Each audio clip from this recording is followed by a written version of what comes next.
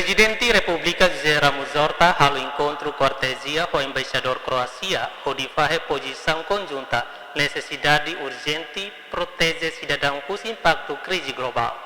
Ihabibang na embaixador ng residente Croácia ba Timor-Leste Nebojša Koharovic ba jornalista iha Palácio Presidencial Nicolau Lobato ba irupite segunda nedehan hasor malo ne fahe Hanoi com ba necessidade ato bela implementa medida social nebe forte ho de protege população husi crise global sira.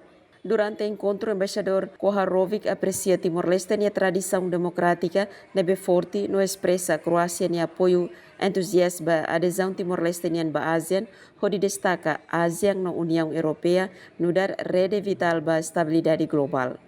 Além do assunto global sira, encontro nemos foi resultado nebe positivo tebes ba desenvolvimento relação bilateral entre Dili no Zagreb.